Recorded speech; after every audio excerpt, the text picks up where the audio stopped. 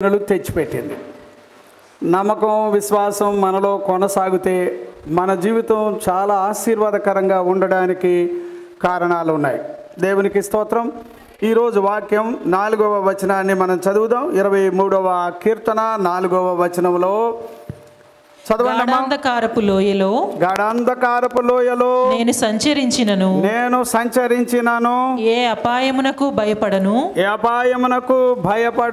నీవు నాకు తోడైయుందువు నీ దుడ్డు కర్రయు నీ దండమును నన్ను ఆదరించును. సరే, ఇప్పుడు ఈరోజు వాక్యంలో పటిష్టంగా ఒక సంగతి మనం తెలుసుకుందాం.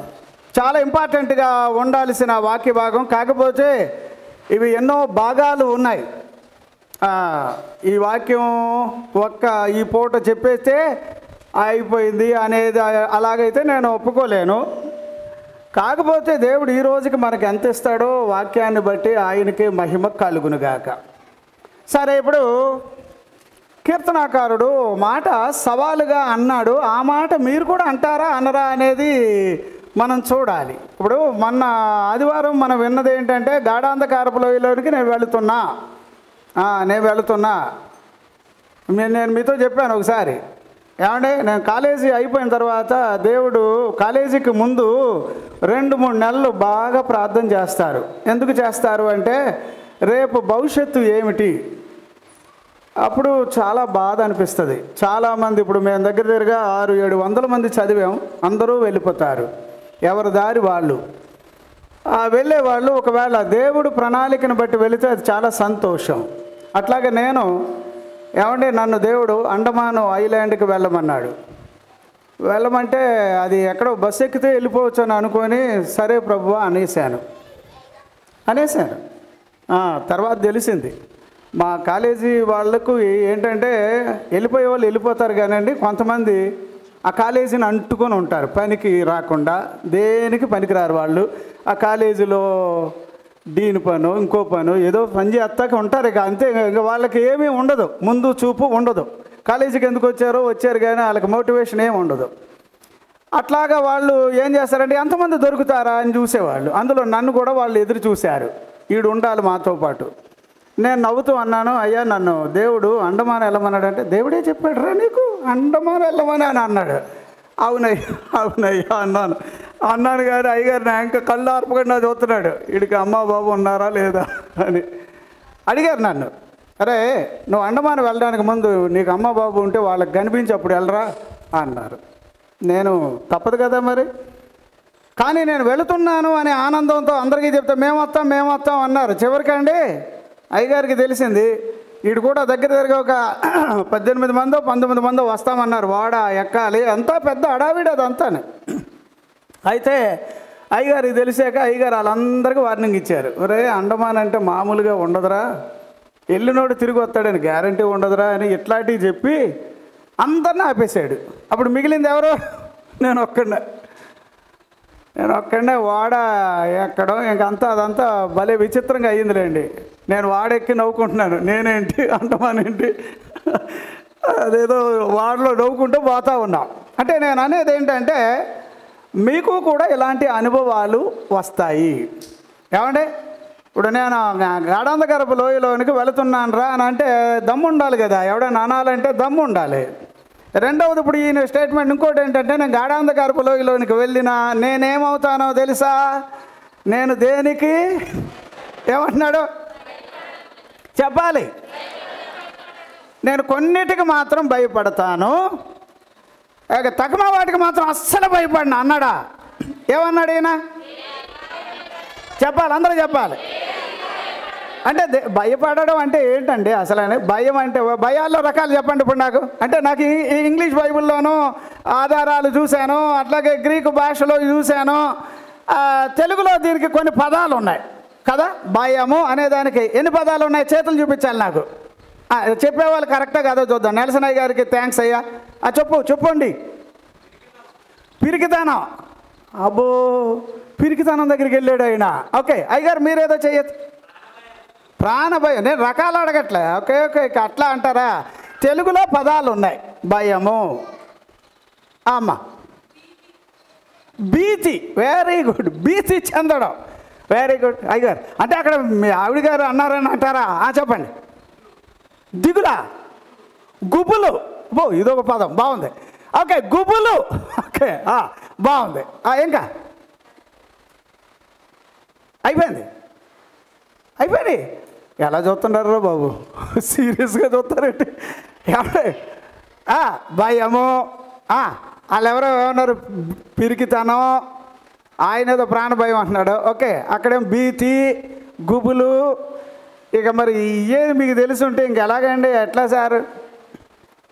ఒక్కొక్కసారి మనం ఎదురు చూడలేని పరిస్థితుల్లో గబుక్కుమని ఇలా తలుపు తీయగానే అక్కడ ఏ కుక్క మీదకి వచ్చేస్తుంది అనుకో కరవడానికి, అప్పుడు ఎలాగుంటుంది అదొక రకం, చెప్పలేం. ఒక్కసారి వెంట్రుకలన్నీ నిలబడిపోతే కరిసేసింది, అయిపోయింది అని అనుకుంటాం కదా. ఇట్లాంటివి జరుగుతాయి. కానీ భయానికి రకాలు ఉన్నాయి. అది కూడా నేను చూశాను. భయము, పిరికితనం అన్నాడు, వణుకు, దిగులు, బెదిరిపోవడం, తర్వాత ఇంకా జడిసిపోవడం.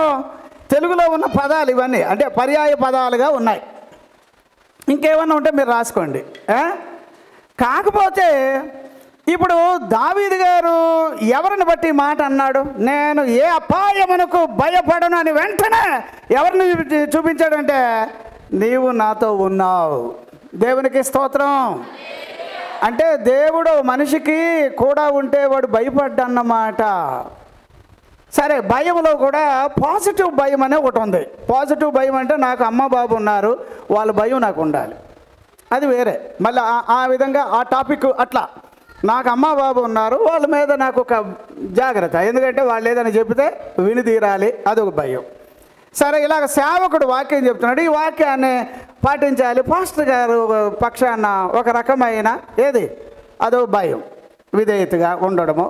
లేదా ఒక ఉపాధ్యాయుడు ఉన్నారనుకోండి, అప్పుడు కూడా మనం ఎలాగా ఒక రకమైన సార్ ఏమంటాడో అని చెప్పి ఆ సార్ కోసం అన్న మనం ఏం చేస్తాం, చదువుతాం. సరే, నేను అనేది ఏంటంటే పాజిటివ్గా అంటే దేవుని భయం, తల్లిదండ్రుల భయం, ఇవి కాదు నేను మాట్లాడేది. ఇప్పుడు అసలు భయం లేకుండా నేను ఉంటాను అంటున్నాడు చూడండి, ఇది కావాలి. ఇప్పుడు ఇదేమిటంటారు? ఇది దీని మీదే మనం ఈరోజు వాక్యాన్ని ఆలోచన చేద్దాం. ఓకే, సరే. ఇప్పుడు భయము అనే దాని మీద నేనేమనుకుంటానంటే ఇది ఒక పరీక్ష లాంటిది. ఎట్లాంటిది ఇది? అక్కడ నువ్వు ఉండేది ఉండదు తేలాలి. అక్కడ ఉంటావా ఉండవా? ఏమంటే కొంతమంది, నాకు తెలిసిన ఒక ఆయన అమెరికా వెళ్ళి అక్కడ స్థిరపడాలి, చదువుకోవాలి అని వెళ్ళిన ఒక 15-20 రోజులకి తిరిగి వచ్చేసాడు. ఎందుకు వచ్చేసాడంటే ఆ వాతావరణం, అక్కడ ఉండే సిస్టానికి ఆడు భయపడిపోయి వచ్చేసాడు. మన వాళ్ళు అదే ఇక్కడే బాగుంది అన్నట్టుగా. అంటే నేను అంటాను, రకరకాలు భయాలు ఉన్నాయి కానండి. ఇప్పుడు ఏ భయానికి నేను భయపడను అని అంటే, ఒక దేవుని బిడ్డకి విరోధంగా రూపించబడే ఎన్ని రకాలుగా భయాలు ఉంటాయో అవన్నిటికీ నేను భయపడను అని అంటున్నాడు. అంతే దావీదు గారు. ఇప్పుడు దావీదు గారితో మనం కలిసిపోదామా వద్దా? దావీదు గారండి, మేము కూడా నీతో కలుస్తాం సార్, నువ్వు అన్నట్టు నేను కూడా అంటాను, అనమంటావా అంటే అంటాడు. దావీదు గారు ఎవరిని బట్టి, ఏ ధైర్యాన్ని బట్టి, ఎవరి మీద భరోసా పెట్టుకొని అన్నాడో అట్లాగే నువ్వు దేవుని మీద ఇప్పుడు ఏం కావాలి? సరే, ఇప్పుడు భయాలు అని అనగానే మీరు నాకు కొన్ని రకాలు చెప్పండి. ప్రాణ భయం, అయ్యగారు ఒక మాట అన్నాడు కదా, ప్రాణ భయం ఒక్కటి. ఇంకా అలా చెప్పండి అమ్మా. ఎందుకంటే ఈరోజు టైం ఉదయం మాకు వేరే పని అవ్వడం వలన మీకు అందరికీ మెసేజ్ పెట్టాం, కానీ కొంతమంది వచ్చినందుకు చాలా వందనాలు ఫ్లాగ్ హాస్టింగ్కి. అయితే ఈరోజు టయాన్ని బట్టి మరి వాక్యం చెప్పుకుందాం. సరే, కొన్ని రకాలైన భయాల గురించి చెప్తారా? ఒకటి ప్రాణ భయం. చెయ్యి ఎత్తాలి, నాకు చెయ్యి ఎత్తి చెప్తేనే, చెయ్యి చూపిస్తేనే. అమ్మ చెప్పమ్మా. అమ్మ, జంతు భయం బాగుంది కదా. మృగాలు భయం, అమ్మో చాలా దూరం వెళితేనే ఆలోచన రావాలి. అయ్యగారు మీకేమొచ్చింది? దెబ్బతోటి మనుషుల్ని ఊడ్చేసింది కదా, అంటే తెగుళ్ళు కదా. కరోనా భయం, బలిపెట్టాడు ఆయన, కరోనా భయం. ఇంకా చెప్పండి సార్. చీకటి భయం. ఓకే, చీకటి, రాత్రి అనేదానికి. ఓకే, చీకటి భయం, కరోనా భయం. అమ్మా, శత్రు భయం ఎవరు చెప్తున్నారు? అక్కడ ఉన్నారమ్మా, వెరీ గుడ్. అమ్మగారు చెప్పేది కూడా ఫియర్ టు ఎనిమీస్, శత్రు భయం. ఇంకా అదే చెప్పారండి, మరణ భయం. అదేనా మీరు ఇంకా కొత్తగా చెప్తున్నారు? అక్కడ చెప్పేశారు ఆల్రెడీ, ప్రాణ భయం, మరణ. ఓకే ఓకే ఓకే, అది ఈ పాయింట్ కూడా కరెక్టే. మరణ భయం, వెరీ గుడ్. మరీ అంత విచిత్రంగా కేజీలు బరువు ఉన్నాను చెప్పరేటండి? నెలసనయ్య గారు ఇటు అలా చూస్తారేంటి? నువ్వే చెప్పాలి. ఏంది సార్ అట్లా చూస్తారు? నేను అడిగితే చెప్తావు ఏంటండి? చెప్పండి. రోగాల భయం, బాగుంది కదా, రోగాల భయం. ఇంకా చెప్పండి సార్. నేను లిస్టు రాశాను, ఎన్ని రకాల భయాలు ఉంటాయి. ఒకవేళ ఏ భయానికి నేను భయపడను అని అన్నాడు కదా, అది ఏందో, ఇది ఏదో తేలాలి సార్. ఇదేదో ఈరోజు వచ్చిన వాక్యం, ఇప్పుడు అర్జెంటుగా వచ్చిన వాక్యం కాదు. మొన్న ఆదివారమే దీని గురించి ఆలోచన చేస్తూ కూర్చున్నా నేను ప్రభు దగ్గర. ఈ మధ్యలో నేను ఎన్నోసార్లు ఇది దేవుడి దగ్గర రిహార్స్ చేశాను. రిహార్స్ అంటే రూమ్లో కూర్చొని ఇలాగ మాట్లాడొచ్చా, ఇలా చెప్పొచ్చా, నాకున్న అది అలవాటు. అది ఓ వారం రోజులు దీని మీద పట్టుబట్టి ఆలోచన చేస్తూ ఉంటే మధ్యలో రాత్రి లేపి చెప్తాడు కొన్ని కొత్త విషయాలు. ఒకసారి రోడ్డు మీద వెళుతూ ఉంటే కొత్త విషయాలు వస్తాయి. అంటే నేను అంటున్నా సార్, ఇప్పుడు భయాలు అని అనగానే మీరు చెప్పేది ఒకటి, రాత్రి భయం చెప్పారు, శత్రు భయం చెప్పారు, తర్వాత ఇంకేం చెప్పారు? ఇక్కడ ఎవరు కరోనా భయం చెప్పారు, భలే కొత్త పదం. రోగాల భయం అంటే హెల్త్ అనేది చాలా అవసరం కదమ్మా దేవుని పిల్లలకి. అమ్మా, మీరు వండుకున్నది మీరు తినేటట్టు ఉండాలి. డాక్టర్ గారు రూమ్ లోపలికి వెళ్ళగానే టాబ్లెట్లు మనతో మాట్లాడితే, ఇది వేసుకున్నావా, ఇది తిన్నావా, ఇది మింగావా, ఇది తినకూడదు, మరి అన్ని గ్లాసులు నీళ్ళు తాగేస్తున్నావు, జాగ్రత్త, అంత అన్నం తినకూడదు, అవన్నీ మాట్లాడుతూ ఉంటాయి. ఏదో తెలియక మనం బుర్ర ఏం చేస్తాం, అవును కదా డాక్టర్ గారు చెప్పారు 50 గ్రాములు ఇడ్లీయే తినమన్నాడట, 100 గ్రాములు ఇడ్లీ పోతావరా అంటున్నాడు. అంటే అప్పుడు అన్ని భయం. ఇదో మొట్టమొదట నేనేమంటానంటే, భయానికి గుడ్ బై చెప్పేవాళ్ళు కావాలి. భయాన్ని నువ్వు భయపెట్టేవాడిగా మారాలి. నా వాక్యం ఈరోజు అదే. భయాన్ని నువ్వేం చేయాలి? అట్టాటోడైతేనే యెహోవా నా కాపరి అనాలి. యెహోవా నా కాపరి అంటే అన్ని భయాల్లో కూడా ఆయన నాకు కాపరి. దేవునికి స్తోత్రం, హల్లెలూయా. భయాలు అనే దాంట్లో అమ్మో భలే ఉన్నాయి. కొంతమందికి ఏమో వయసు అయిపోతుందని అదో భయం. ఏ భయం? వయసు. ఇప్పుడు ఎవరినన్నా అడిగి చూడండి, మీ వయసు ఎంత అంటే అసలు మిమ్మల్ని అడగకూడదు అనుకోండి, అడిగితే ఎంత ఉన్నది మీరు చెప్పండి అంటారు.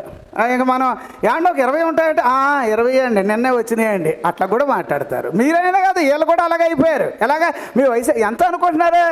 మీరు అలాగ అంచనా వేశారు, కానీ నేనేమి అప్పుడే తాతను కాలేదు. ఏం కాలేదట?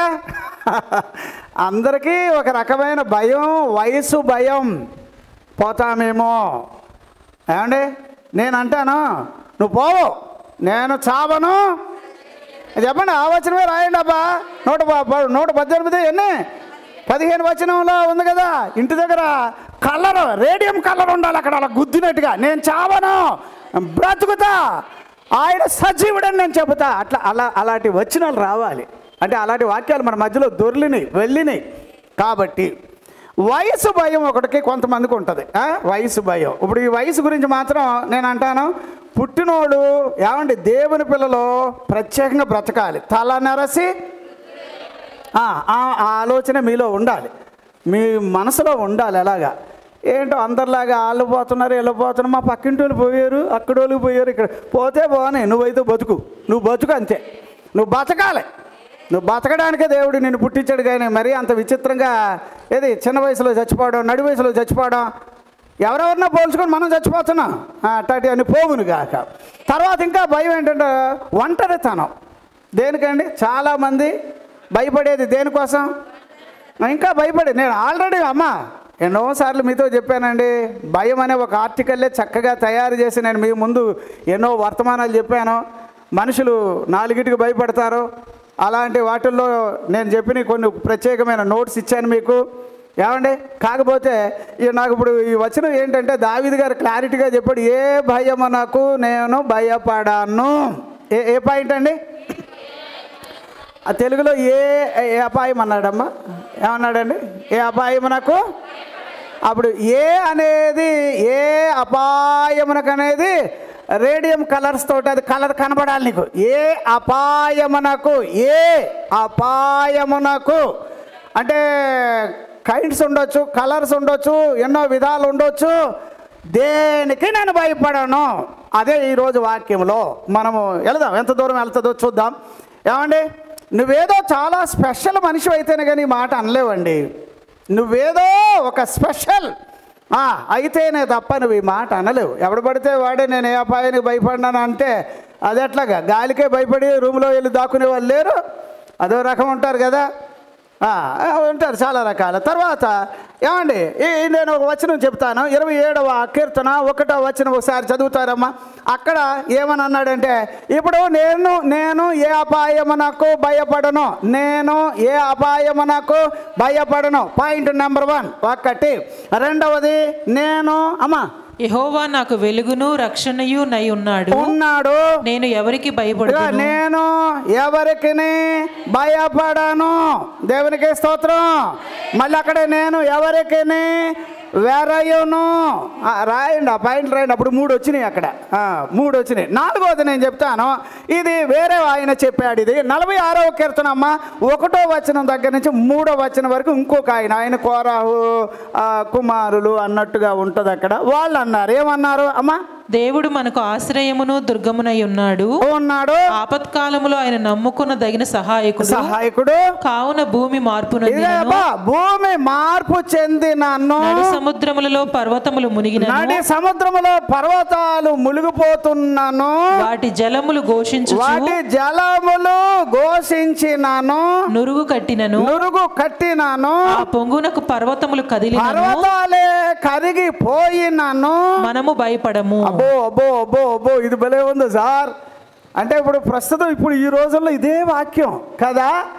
పర్వతాలన్నీ వెళ్ళిపోతున్నాయి సముద్రం లోపలికి. సముద్రం ఏమో ఊరి మీదకి వచ్చేస్తుంది. నురుగుకేమో పర్వతాలు బార్డర్స్ అన్నీ వెళ్ళిపోయి.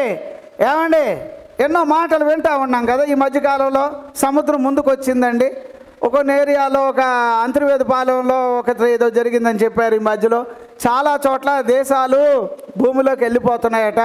కొద్ది కాలం అయిన తర్వాత మన దేశంలో కూడా చాలా భాగాలు సముద్రంలోకి వెళ్ళిపోతాయట. అంటే ఇప్పుడు ఇవన్నిటినీ మనం చూస్తే కనుక ఇప్పుడు ఏ అపాయానికి భయపడంటే ఈ అపాయానికి భయపడరా?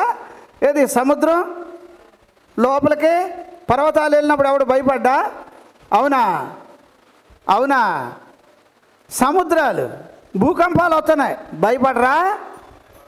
ఎట్లాగప్పుడు? అప్పుడు నేను అందుకే అంటున్నాను, ఈ మాట అన్నవాడు కూడా ధైర్యం ఉన్నవాడు, మామూలోడు కాదన్నమాట. సార్, ఏదో మేము మామూలుగా బతుకుతున్నాం, మాకు అన్నీ బాగున్నాయి, 5,000 నోటికి వెళ్తున్నాయి కాబట్టి మేము భయపడమంటున్నారు. కష్టం వచ్చినప్పుడు భయపడవా? శ్రమలు వచ్చినప్పుడు భయపడవా? ఇదే మరి కావాలి. ఇప్పుడు దావీదుతో మనం పోల్చుకోవడానికి సరిపోమా? దావీదు ఇలాగ అన్నాడు, నేను భయపడను, నేను భయపడను, గొల్లియాతుకు భయపడను. ఏమండి, ఒకటి కాదు సార్, దావీదు 7 రకాలుగా నేను భయపడను అనే మాట 7 రకాలుగా 7 విధాలుగా కూడా ఆయన అన్నాడు అలాగా. అది నేను అవి చెప్పాలి అని అనుకుంటున్నా. కానీ మనకి చిన్న కుటుంబం ఏదన్నా కొంచెం నలతగా ఉంటే భయపడిపోతాం. ఎట్లాగా ఇవి మన పిల్లోడికి ఏమైనా కొంచెం కష్టంగా ఉందంటే భయపడిపోతాం. అప్పులు ఉంటే భయపడిపోతాం. చిన్న సమస్యలు వస్తే ఏమంటే, ఇప్పుడు ఎవరో ఒక అమ్మగారు ఉన్నారు, ఆ అమ్మగారికి ఒంట్లో అస్సలు బాగోలేదు, ఆవిడ టాటా చెప్పడానికి ఉందనుకుందాం. ఇప్పుడు ఆవిడకి ఆలోచన ఏంటి? నేను వెళ్ళిపోతున్నానండి. మిగిలిన వాళ్ళు ఏమనుకుంటా, మమ్మీ చచ్చిపోతుందేమో, చూడలే మమ్మీ కాదు పోనీ నా పేరు పెట్టుకుందా, వీడు పోతాడేమో. కానండి విచిత్రం ఏంటంటే, ఎవరైతే చచ్చిపోతామో అని అనుకున్నారో వాళ్ళే ఈ వాక్యాన్ని నమ్మాలి. ముందు వాళ్ళు నమ్మాలి, నేను చావను, నేను భయపడను, ఏ తెగులు నా గుడారమును. సార్, అవుతున్నాయా అవ్వట్లేదో నాకు వేరే సంగతి, కానీ ముందు నీ నోటి నుంచి మాత్రం ఈ మాట రావాలి. 91వ కీర్తన 10వ వచనంలో ఏముంది సార్? అవుతాయా అవ్వా అనేది నేను దాని గురించి భయపడలే. అవేది చేసేది ఆయనే, నేను ఆయన నమ్మేశాను. ఆయన ఇక్కడ ఉన్నాడు. గాఢాంధకారపు లోయలోకి నేను వచ్చినా కూడా నేను ఎందుకురా భయపడలేదంటే నువ్వున్నా నాతోటి, నీ దుడ్డుకారై నీ దండం నన్ను ఆదరిస్తాయి. అవన్నీ వేరే టాపిక్స్ ఉన్నప్పటికీ కూడా ఒక్కటే నేను అంటున్నా, యు మస్ట్ నాట్, అంటే నేను అంటాను ఏ రీతిలో కూడా నువ్వు భయపడనక్కరలేని మనిషిగా నువ్వు ఉండాలి. దేవునికే స్తోత్రం. సార్ చాలా రకాల భయాలు ఉన్నాయి సార్. తుఫాన్లు వస్తున్నాయి, భూకంపాలు వస్తున్నాయి, తెగుళ్ళు వస్తున్నాయి సార్. ఇవన్నీ కూడా మనం చూస్తుంటే నేను ఒకటంటాను, 54:17 యెషయా గ్రంథంలో ఏమంటాడంటే, నీకు నీకు విరోధంగా ఏ ఆయుధము మాట్లాడు సార్, అలా మాట్లాడండి సార్. ఎలా బతుకున్నావు నాకు తెలియట్లే. ఏమంటే నిన్న నా ఇంటికి ఒక ఆయన పెళ్లి కార్డు ఇవ్వడానికి వచ్చినాడు. కార్డు చూశాను, భలే ఖరీదు, దగ్గరగా అదే ఉంటుంది, ఓ 200 రూపాయలు ఎంతో ఖరీదు ఉంటుంది. నేను ఆ బాబుని అడిగాను, నాన్న డాడీ ఎలా చనిపోయారమ్మా, స్ట్రోక్ వచ్చిందా లేదా ఏందమ్మా అని. అంటే అలాగ అనకూడదు, అడిగాను నేను.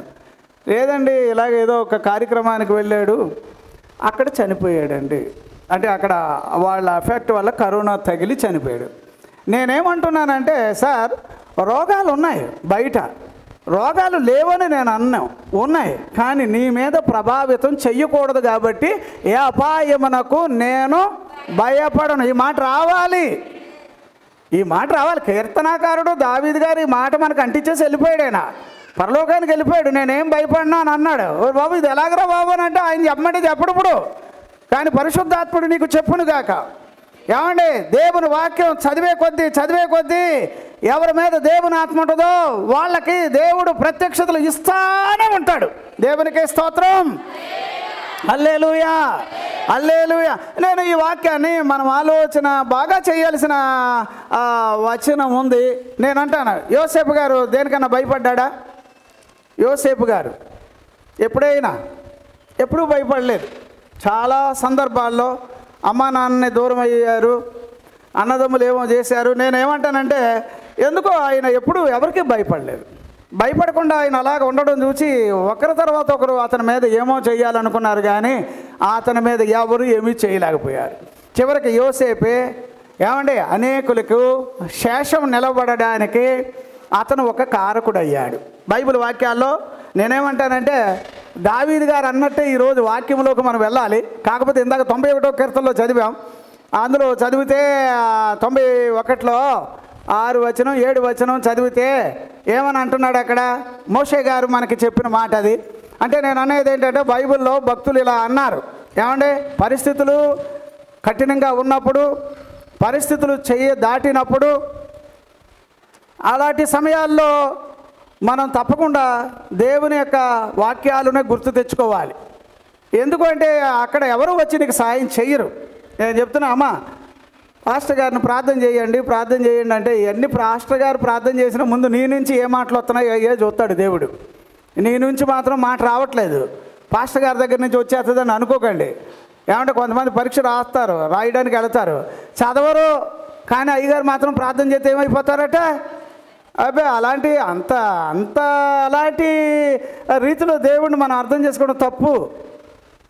అంటే ఎలాగా, నేను చదవలేదు అయినా ప్రభు నువ్వు నా పెన్నట్టుకు రాయిచ్చేస్తాడు, అన్నీ సున్నాలు వచ్చేయాలి కాక నీకు. ఏమో నేను బైబిల్ ఏముందంటే ఈ వాక్యాలు ఏమున్నాయంటే ఆల్రెడీ ఇట్ ఈస్ రిటన్, వ్రాయబడినవి. నువ్వేం చేయాలంటే అవి నమ్మి నా మీద పని చేయాలని వాక్యాన్ని పిలవండి. సైతాన్ వచ్చినప్పుడు దేవుడు యేసు ప్రభు ఏమన్నాడు, ఆయనే వాక్యమై ఉండి అయినా కూడా ఆయన ఏమన్నాడంటే సైతాన్ తోటి, ఇదిగో ఇట్ ఈస్ రిటన్, వ్రాయబడింది ఇలాగా అని అనగానే అయ్యా ఓ అసలు నేను ఏదో అని అంటే ఈయనకి ఈ వచనం తెలియదేమని అనుకున్నాను, కానీ ఈ వాక్యం ఈయనకి తెలిసిపోయిందని చెప్పి అంతే అక్కడి నుంచి వెళ్ళిపోయాడట వాడు. వాక్యంలో రాయబడింది వెళ్ళిపా వెనక్కి వెళ్ళాను అనగానే ఇంకా ఆ దెబ్బతో పోయాడు. ఏ కల్వరిలో కనిపించాడు అనుకోండి, అక్కడ కూడా ఎరగొట్టి తొక్కుపడేశాడు ఆయన, అది వేరే అక్కడ. అందుకే నేనేమంటానంటే నేను ఏ భయమునకు భయపడని వాక్యాలు మనలో ఉండాలి. ఏమండి అందరూ నాతో చెప్పండి అమ్మా, ఏ భయమునకు భయపడని దేవుని వాక్యములో మనలో ఉండునుగాక. వాక్యం నిన్ను పైకి తీసుకురావాలి, అది ఆలోచన చేయండి. చాలామందికి ఏమనుకుంటారంటే వీళ్ళకి గిఫ్ట్ ఉంది, వాళ్ళకి ఆ వరం ఉంది, వీళ్ళకి వరం, ఎన్ని వరాలు ఉన్నా కూడా ఒకరోజు అవన్నీ సైలెంట్ అవుతాయి. వాక్యమే అది ఎక్కడ ఉంటుంది? పరలోకంలో కూడా బైబిల్లో 119:89 ఎక్కడ చదువుతాం? అక్కడ స్థిరంగా రాసేసాడట. అక్కడ ఉండిపోయినాయి. అక్కడ బైబిల్ ఎక్కడ ఉంటుంది? అక్కడ ఉంది. బైబిల్ వాక్యం పూర్వకాలంలో రాయి మీద రాశారు, కానీ రోజులు జరిగే కొద్దీ అవి హృదయంలోనికి వచ్చినాయి. ఇప్పుడు ఆ వాక్యం మన శరీరంలో, ప్రాణములో, ఎముకలలో, మూలుగులలో, నరములలో, అయ్యా నేను అంటాను ఆలోచన వ్యవస్థలో, తలంపులలో దేవుని వాక్యం ఏలుబడి కావాలి.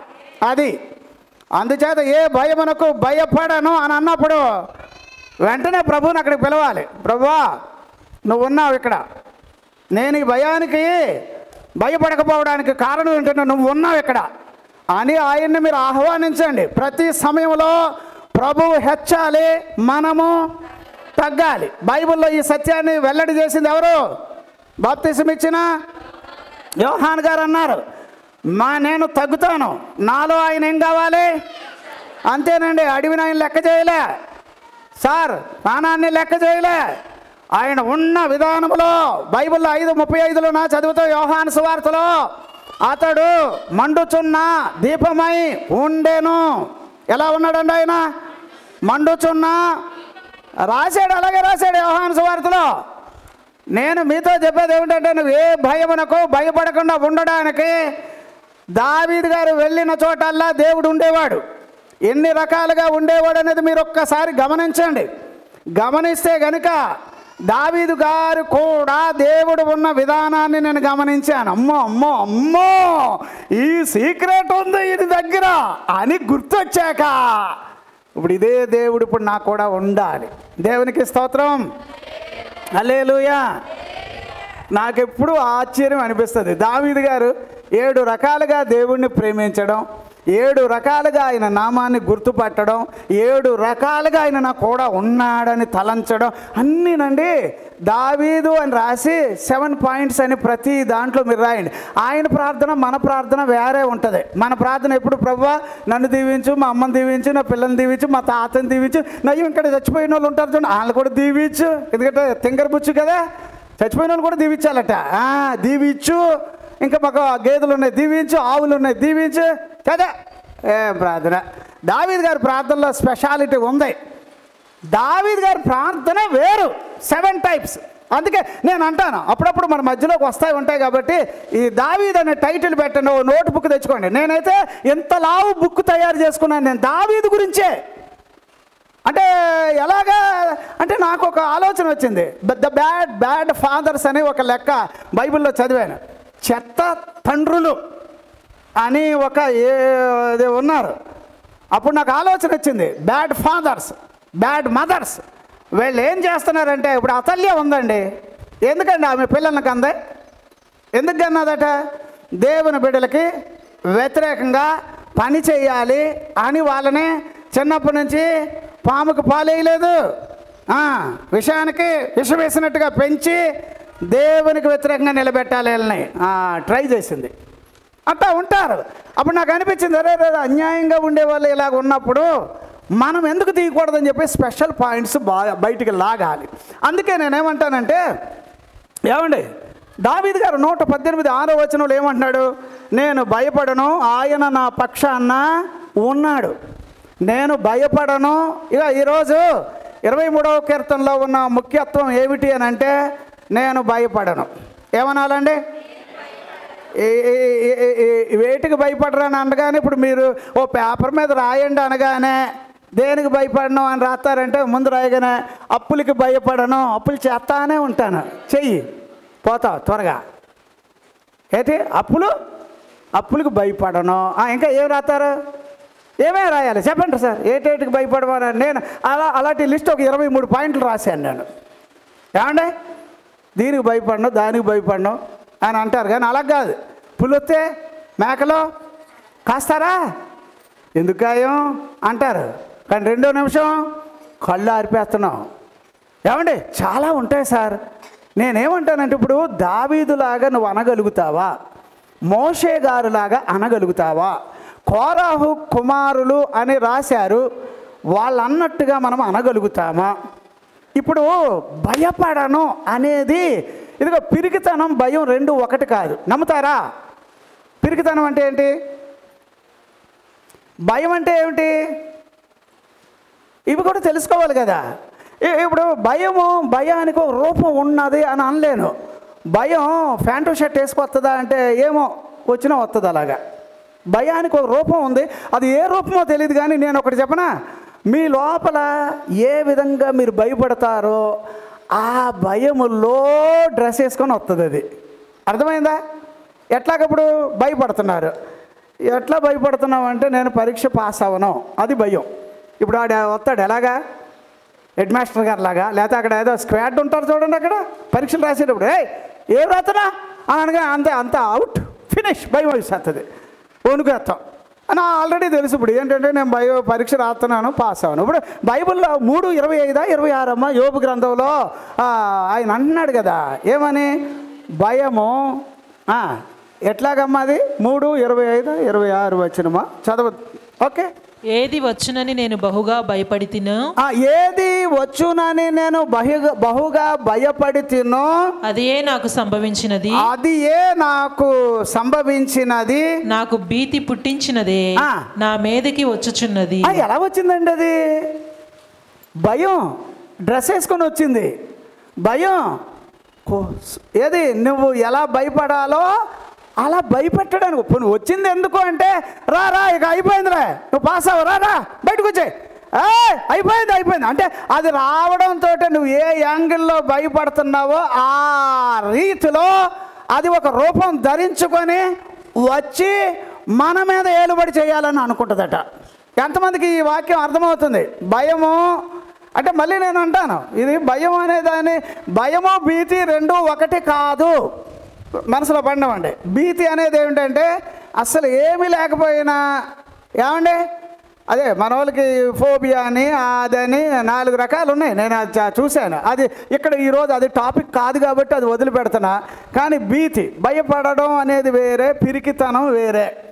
బైబిల్లో ఎట్లా రాశాడంటే ఈ పిరికితనం అనేది బైబిల్లో దేవుడు అన్నాడు, 2 తిమోతి 1:7 చదువుతాం. దేవుడు మనకు పిరికితనము ఇవ్వలేదు అన్నాడు. ఏమి ఇచ్చినాడు అని అంటే శక్తియు ప్రేమయు మంచి మనసు ఇచ్చాను అని అన్నాడు. అంతేనా? అలాగేనా అనుకుందామా? సరే. ఇప్పుడు పిరికితనం అనేది దేవుడు ఇవ్వలేదు. పిరికితనం అంటే ఈ భయము పిరికితనం రెండు ఒకటి కాదు అని ముందు ఒక ఆలోచనకు వచ్చేద్దాం. వచ్చేసి అసలు ఏమీ లేకుండా భయపడి అట్లా ఏమంటారు? వదంతులు. ఏమంటారండి? వదంతులు అంటే ఎట్లాగమ్మా? రియల్ కాదు, అది రియల్ కాదు. అక్కడ అందరూ చచ్చిపోయారంట అనగానే ఇక్కడ ఈడు అదే సముద్రం ఎర్రగా ఉందని నక్క వాతలు వేసుకున్నట్టు కొంతమంది ఏం లేదు అలాగా దుర్వార్త విని భయపడి చచ్చిపోతున్నారు.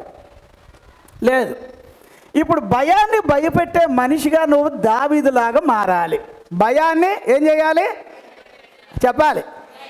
ఇక భయం చేతిలో బెత్తం ఉందనే సంగతి తెలుసా? ఎక్కడ చదువుతాం? 1 యోహాను 4:18 ఏం చదువుతాం అక్కడ? భయము దండనతో కూడినది. భయపడేవాడిని అంటే భయం అనేది ఒక రూపం దాల్చి బెత్తం చేత్తో పట్టుకొని మన దగ్గరికి వచ్చి ఏంటి ఇంకా అలా కూర్చున్నావు, మర్యాదగా లేవు, కొడుతుంది, అది బాధ పెడుతుంది. అది నేనేమంటానంటే ఇప్పుడు నేను ఏ భయానికి భయపడను అనేది ఇది నిజమైతే వాడు అక్కడితో ఆగిపోవాలి. ఆడు ఎక్కడితో ఆగిపోవాలి? భయం అనేవాడు ఆడు రూపం దాల్చుకొని మన మీదకి వచ్చి పెత్తనం చేసేటట్టుగా. అందుకే గాఢాంధకారపు లోయలో నేను సంచరించినాను, ఏ రూపములో గొల్యాతు వచ్చినా, ఏ రూపములో ఏది దుష్టమృగాలు వచ్చినా, ఏ రూపములో ఏమండి ప్రమాదాలు వచ్చినా నేను భయపడను. ఏమండి చాలామంది ప్రయాణం చేస్తారు. ప్రయాణం చేసే వాళ్ళకి కూడా ఏంటండి ఏమండి అదొక రకంగా భయం. ఏమో బస్సు వెళ్ళి గుద్దేస్తుందేమో, నువ్వు ఎక్కావు కాబట్టి మరి శనిగొట్టుడు ఎక్కాక ఏమవుద్ది? గుద్దేస్తుందేమో మరి అట్లా అనుకుంటారు. అసలు నువ్వెక్కినందుకన్నా బస్సు కాపాడబడుతుంది అనేది నువ్వు ప్రార్థన చేయాలి. నన్ను బట్టి ట్రైన్ బాగుండాలి అట్లా రా. ఏమో ఎక్కగానే అక్కడ అనుమాన పక్షిలాగా ఎక్కడో ఏమోనండి మధ్యలో దిగిపోయానండి. చాలా భయపడిపోతూ ఉంటారు. నేనేమంటున్నానంటే ఇప్పుడు భయాన్ని ముందు భయపెట్టే మనిషిగా యేసు నామమున తయారు కావాలి.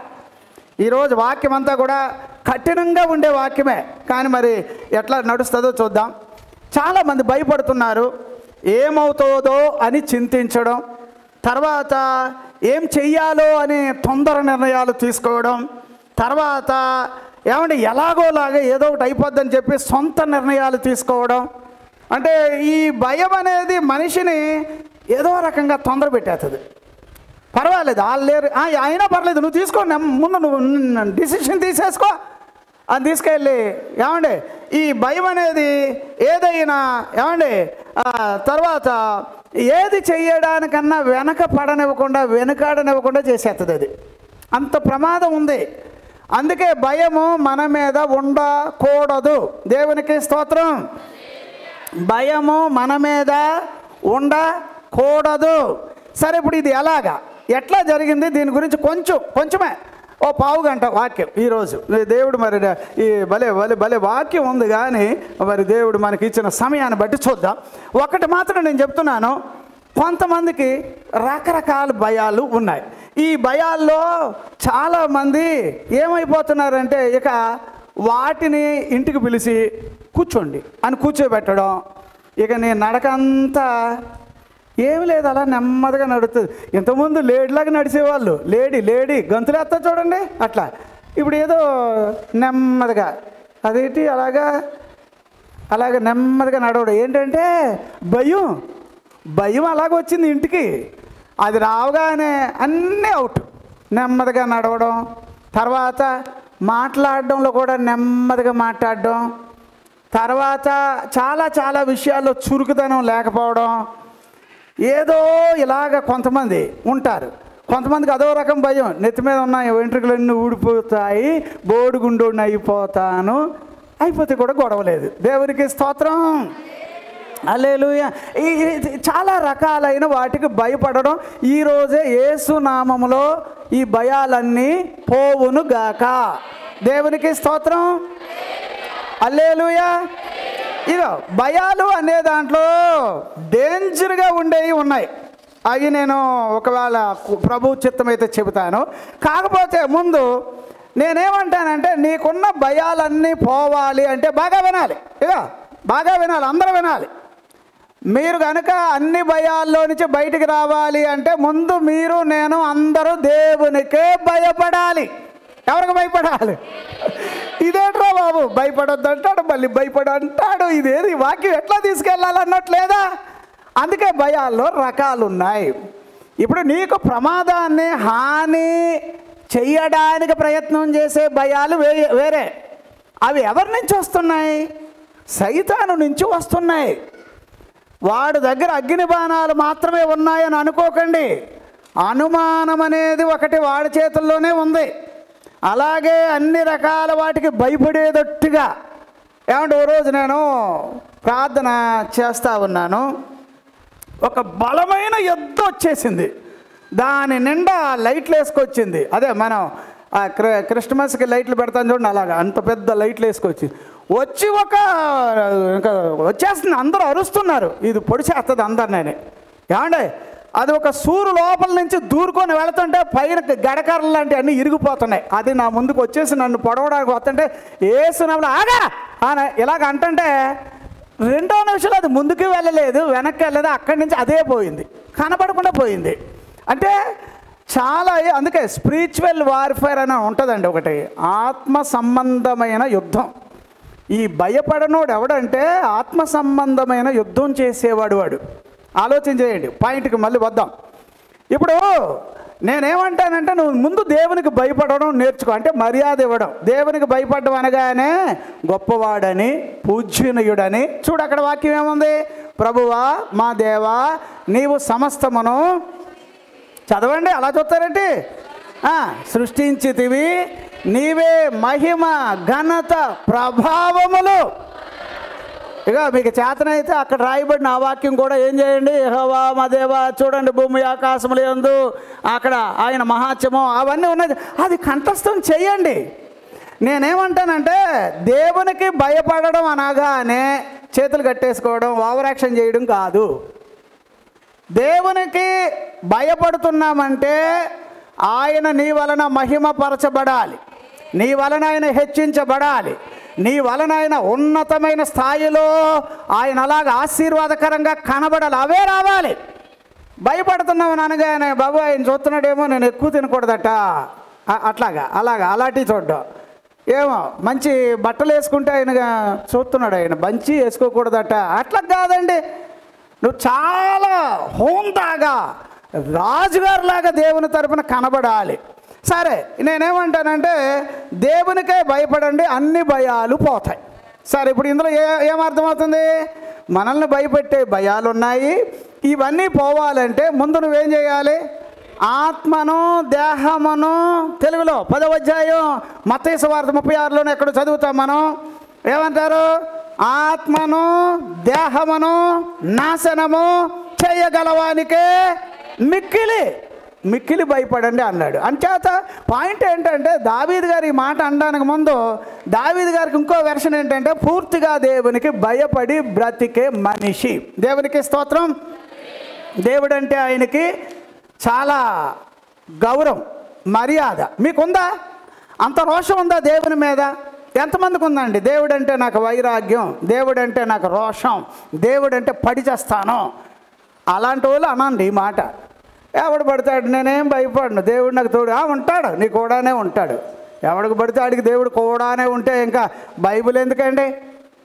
అందుకే నేను మీకు కూడా కోపం రావాలని ఒక మాట అంటున్నాను. ఏంటంటే, దావీదు గారు నేను ఏ అపాయానికి భయపడను అనే మాట అనడానికి ముందు ఎంతో గ్రౌండ్ వర్క్ ఉంది. గ్రౌండ్ వర్క్ అంటే తెలుసా?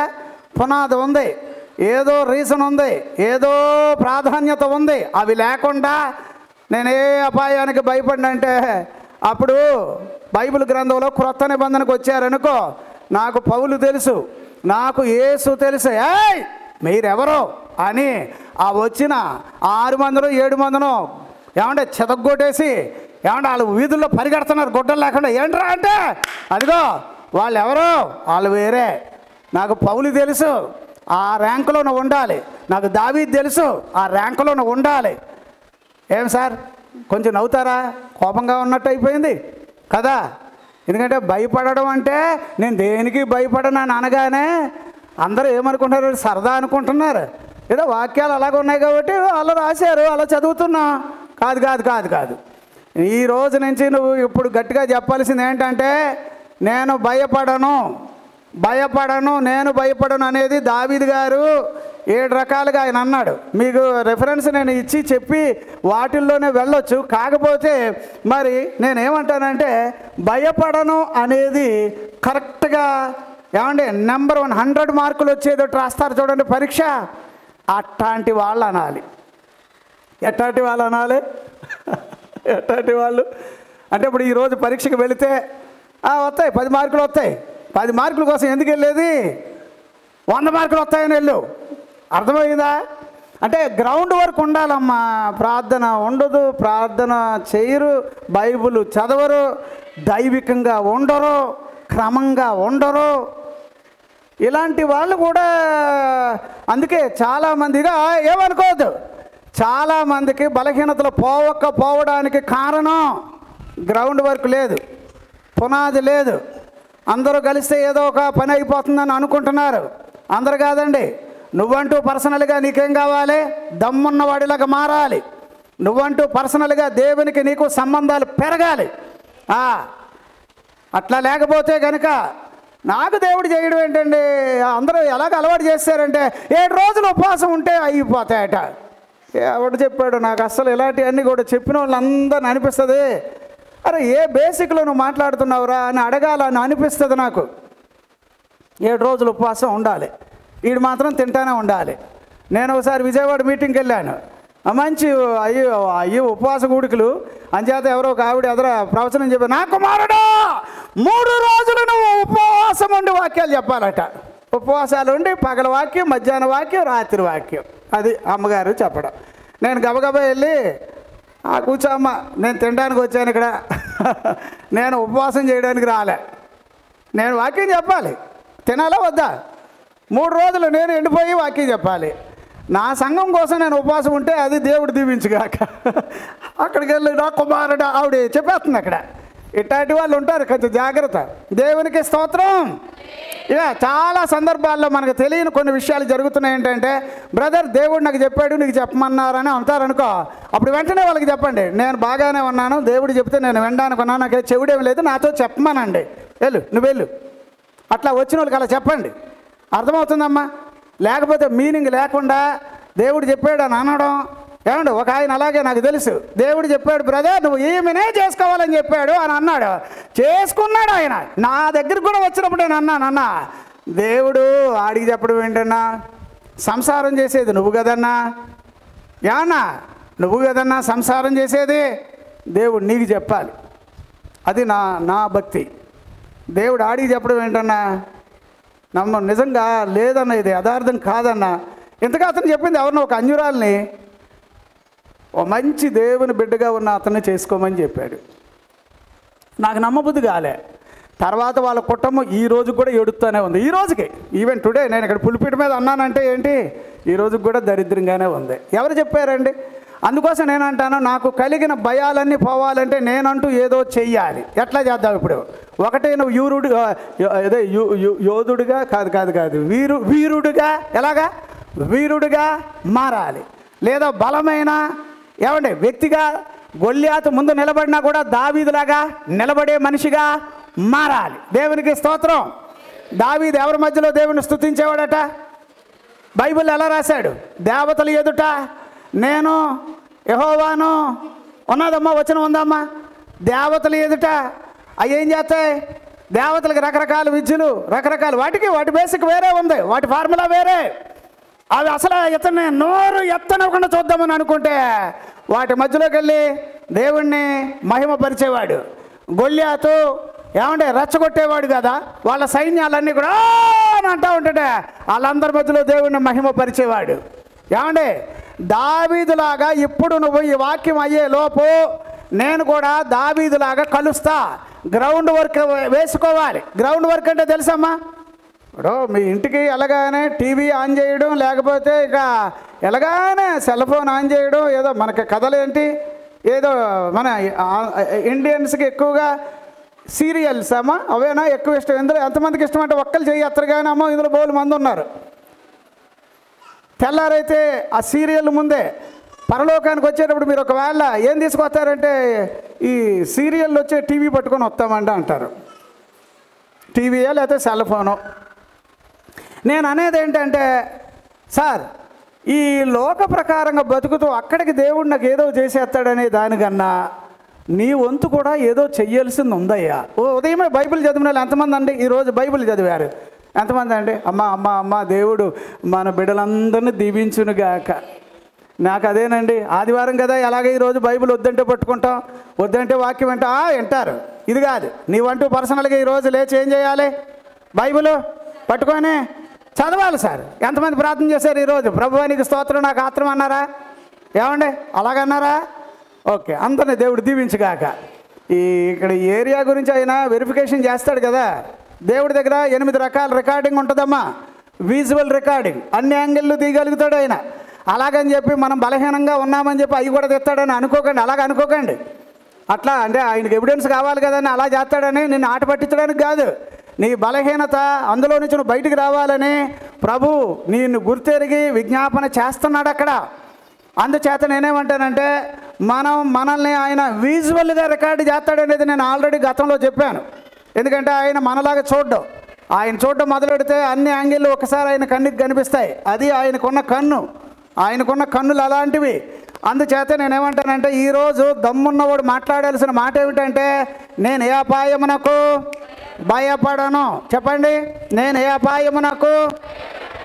దావీదు గారు ఏమన్నారంటే, దండెత్తి వచ్చిన, ఇన్నమ్మా 3 కీర్తనలనా ఎట్లా అంటారు?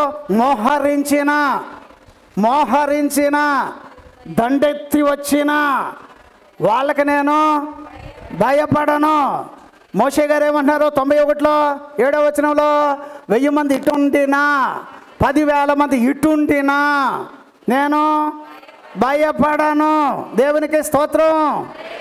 ఏమంటే వాళ్ళందరూ అనడానికి ఒక రీజన్ ఉంటే నీకు కూడా రీజన్ ఏంటంటే, నీకు రీజన్ యేసు ప్రభువు ఉంటును గాక. దేవునికి స్తోత్రం. హల్లెలూయా. 3వ కీర్తనలోనమ్మా చదువుతారా ఒకసారి? దేవునికి స్తోత్రం. 3వ కీర్తనలో మనం చదువుతాం, అది 6వ వచనం. అది చూడండి, 10,000 మంది దండెత్తి నా మీదకి వచ్చి మోహరించినను నేను భయపడను. 7వ కీర్తన 3వ వచనం కూడా చదవండి అమ్మా. అక్కడేమంటున్నాడు? అక్కడ praise the lord, praise the lord. యెహోవా నా దేవా నేను ఈ కార్యము చేసిన ఎడల, నా చేత పాపము జరిగిన ఎడల, నాతో సమాధానముగా నుండిన వానికి నేను కీడి చేసిన ఎడల. ఇక్కడ నేనేమంటున్నాను అని అంటే, వాక్యాలు మనం గమనించగలిగింది 7వ కీర్తన 3. సరే, ఓకే. అందులో మనం చదువుతున్నప్పుడు ఏమండి, దాంట్లో మనం గమనించగలిగింది ఏమిటి అని అంటే, మన మీద ఎంతమంది శత్రువులు వచ్చినా, ఏమండి పోగైపోయి వచ్చినా, ఈ కీర్తనలోనే మనం 91వ కీర్తనలోనే ఆ వచనం బాగుంది, 7వ వచనం. అట్లనే 3వ కీర్తన 6వ వచనం. ఇంకొకటి కూడా మనం చూడగలిగేది ఏమిటంటే, దండే దిగి వచ్చిన, మోహరించిన, ఎందుకు నేను భయపడను అనేటట్టుగా నువ్వు నేను మారాలి. దేవునికి స్తోత్రం. హల్లెలూయా. భయం చేతిలో ఏముంది? బెత్తం ఉంది. భయం చేతిలో ఏముంది? నీకు ఏ రూపంలో నువ్వు భయపడితే ఆ రూపంలో వచ్చేస్తుంది అది. అంటే దానికి ఒక రూపం ఉంది, నువ్వు కోరుకున్న రూపంలో వచ్చేస్తుంది అన్నమాట. అంటే ఎలాగా? ఇక్కడ కొంతమంది దేవతలకేమో చీరలు కడతారు, అదే అలాగే ఏదెన్స్ అలాంటి చోట్ల చూస్తే అక్కడ వేరే కనిపిస్తారు. అదే విచిత్రం కదా. కానీ నేనేమంటున్నానంటే, ఏ రూపంలో వచ్చినా ప్రతి రూపముని ఎదుట నిర్మూలన చేయబడునుగాక. సరేనా? ఇప్పుడు ఈరోజు వాక్యంలో చాలా ఇంపార్టెంట్గా మనం ఆలోచన చేయాల్సింది ఏమిటి అంటే, వాక్యాన్ని బట్టి నేను చెబుతున్నాను. బైబిల్ ప్రకారంగా 56వ కీర్తన 11వ వచనం, ఏమండి 4వ వచనం, ఇది ఒక్కసారి మనం చూద్దాం సార్, చదువుదాం. అది నేను దేవుని యందు నమ్మిక ఉంచి ఉన్నాను, నేను భయపడను. నరులు నన్నేమి చేయగలరు? నరులు నన్ను ఏమి చేయగలరు? దేవుణ్ణి బట్టి నేను ఆయన వాక్యమును కీర్తించెదను. దేవుని యందు నమ్మిక ఉంచి ఉన్నాను, నేను భయపడను. శరీరదారులు నన్నేమి చేయగలరు? శరీరదారులు నన్ను ఏమి చేస్తారు? బా, ఏం వాక్యాలండి బాబు. ఏమండి అమ్మ 34వ కీర్తన 4వ వచనం ఒకసారి చదవండి అమ్మ. అక్కడ కూడా ఏం రాసినాడు? అక్కడ చాలా వివరణగా ఉన్న వచనాలు ఇవన్నీ కూడా. ఎట్లా రాశాడు? 34, నేను యెహోవా యొద్ద విచారణ చేయగా ఆయన నాకు ఉత్తరం ఇచ్చెను. నాకు కలిగిన భయాలన్నిటిలో నుండి ఆయన నన్ను తప్పించెను. అంటే ఇప్పుడు దీంట్లో గ్రౌండ్ వర్క్ ఉందా లేదా? ఏంటి అతనిలో గ్రౌండ్ వర్క్ ఏంటంటే, దేవుని దగ్గరికి వెళ్ళి విచారణ చేశాను, దండే మోహరించిన, దేవునిని నమ్మెను. ఏమండి మీరు ఒక్కొక్కటి ఇట్లాగే మనం ఆలోచన చేయాలి. అంటే మనలో కూడా కాస్తంతన్న సరుకు ఉండాలి. ఏమండి ఏం కావాలండి? ఇప్పుడు బేద కడుపుడికి కూడా ఉంటుంది. బేద కడుపుడు అంటే తెలుసా? పొట్ట ఒకటే పెద్దగా ఉంటుంది, చేతులన్నీ ఎండిపోయి ఉన్నట్టు ఉంటాయి కదా. వాడికి కూడా ఇంత అన్నం తినాలని ఉంటుంది. కుదురుతుందమ్మా, పెడితే తింటాడు కానీ అజీర్తి చేస్తుంది కదా. ఇప్పుడు తినేవాడు ఎవడైనా ఉంటే ఎలా తినాలి? అరగ తీసుకునేటట్టు ఉండాలి కదా. తిన్నామంటే పొట్ట పెరగడానికి కాదు, ఒళ్ళంతా సరఫరా అవ్వాలి, బలంగా ఉండాలి, అలా రావాలి. దేవునికి స్తోత్రం. ఇప్పుడు మన వాళ్ళు అందరూ కూడా ఎలాగా, ఇప్పుడు వాక్యాలు కూడా ఎందుకండి ఇంత కఠినంగా వాక్యాలు చెప్పాలి? వాక్యం ఎందుకంటారు ఊరికే? ఇప్పుడు చాలామంది ఇప్పుడు చూడండి అమ్మ, టీవీ కార్యక్రమాలు ఏమి లేదు, మీరు మెంబర్ అయితే చాలట. ఏమవ్వాలి? మీరు మెంబర్ అయిపోవాలి.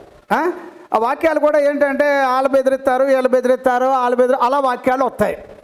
చాలామంది ఏమంటున్నారంటే, కొంతమందికి ఫేవర్గా మారిపోతున్నారు. నేను అంటాను అట్లా వద్దమ్మా. ఇక నేను కూడా యూట్యూబ్లో వాక్యాలు పెడుతున్నా, అభిమానం అనేది నేను ఎదురు చూడటలేదు. లేదండి, అలాగా కోపంగానే ఉంటాయి, కఠినంగానే ఉంటాయి, బలంగానే ఉంటాయి. వినేవాడు వింటాడు. దేవునికి స్తోత్రం. ఏమంటే వైద్యం అనేది బాగా జరగాలి, లేకపోతే అది ఎప్పుడోకప్పుడు మళ్ళీ ఇంకో రకానికి రూపం దాల్చుకొని బయటకు వస్తుంది రోగం. అట్లా కాకుండా వేరుల దగ్గర నుంచి పని అవ్వాలి. బాబు నిద్రపోకూడదు, కళ్ళు కనిపిస్తున్నాయి నాకు, జగ్గుతో నీళ్ళు పట్టుకొస్తాను. దేవునికి స్తోత్రం, హల్లెలూయా. సరే, ఇప్పుడు ఈ వాక్యంలో నీవు దేవునికి భయపడే మనిషిగా మారాలి. భయం ఎప్పుడు స్టార్ట్ అయింది చెప్పండి, ఎవరు చెప్తారు? భయం ఎప్పుడు స్టార్ట్ అయింది? ఎవరు చెప్తారు?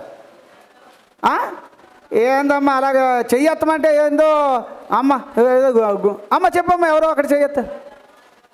ఆదాము అవ్వ, ఓకే అట్లా అంటారా?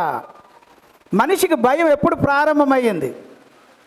అమ్మ ఆదాము అవ్వ అని అన్నారు, ఇంచుమించుగా కరెక్టేనంటారా? ఒప్పుకుంటారా మీరు? ఎక్కడ స్టార్ట్ అయింది ఇది? మనిషి ఎప్పుడైతే డిసొబీడియంట్గా ప్రవర్తించడం మొదలుపెట్టాడో, అదే ఇప్పుడు అమ్మ చెప్పే వాక్యమే కరెక్ట్ అయి ఉండాలి. ఎప్పుడైతే మనిషి అవిధేయతగా మారడం మొదలుపెట్టాడో అప్పటి నుంచి భయం అనేది ఒకటి భూమి మీదకి వచ్చింది, అంతకుముందు లేదు ఇది. సరే, వచ్చిన భయం పోగొట్టడానికి ఎబ్రిల్కి రాసిన పత్రిక 2:15 అమ్మ ఎక్కడ చదువుతాం?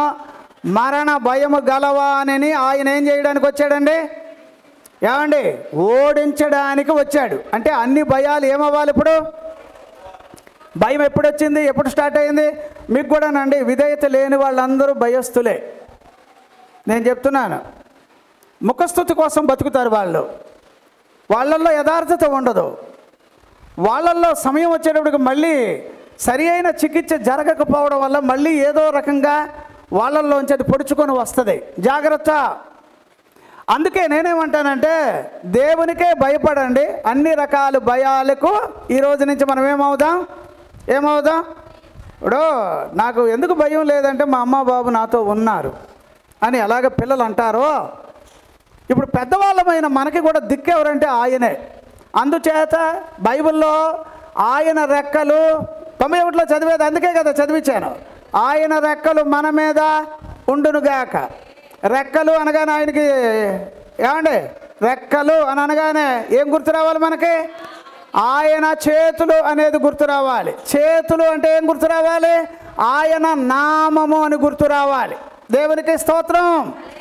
అంచేత ఆయన నీ మీద ఆవరించి ఉన్నాడని గట్టిగా నమ్మాలి. దేవునికి స్తోత్రం, హల్లెలూయా. తర్వాత నేనేమంటున్నానంటే, ఏమండి, బైబిల్ వాక్యాల్లో ఇది కూడా మనం చూడాలి.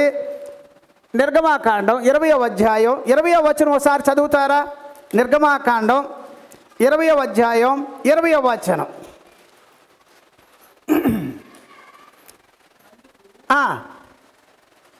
అందుకు మోషే భయపడుకుడి, భయపడొద్దు, మిమ్ము పరీక్షించుటకును, ఏమంటే మిమ్మల్ని పరీక్షించడానికి, మీరు పాపము చేయకుండునట్లు ఆయన భయము మీకు కలుగుటకును, ఆయన భయము మీకు కలగడానికి దేవుడు వేంచేసనని ప్రజలతో చెప్పెను. ప్రైజ్లా. అంటే అప్పుడు భయము అనేది దేవుని పట్ల ఉండే భయం, అది నీకు పరీక్షలాగా ఉంటుంది. దేవునికి స్తోత్రం. అప్పుడు మీరేమనుకోవాలి? దేవుడు ఆయన భయం మీ మీద ఉందనుకోండి, మిమ్మల్ని చూసి మిగిలినవన్నీ భయపడతాయట. అది భలే ఆశ్చర్యంగా ఉంది. అది వాక్యం అలాగా రాశాడు. మనల్ని టెస్ట్ చేస్తున్నాడు, వీళ్ళకి భయం ఉందా లేదా అంటే. దేవుని భయం ఉంటే కనుక వాళ్ళు ఏం చేయరట? పాపము చెప్పండి, చెప్పట్లేదమ్మా. అది ఎలాగా వాక్యం మరి అలా రాశాడేంటి? గాఢాంధకారపు లోయలో నేను సంచరించినను, ఏ అపాయానికి భయపడను అని అన్నాడు. అంటే వెనకాల ఎంతో గ్రౌండ్ వర్క్ ఉంది అని అన్నాను, పునాది ఉంది అని అన్నాను.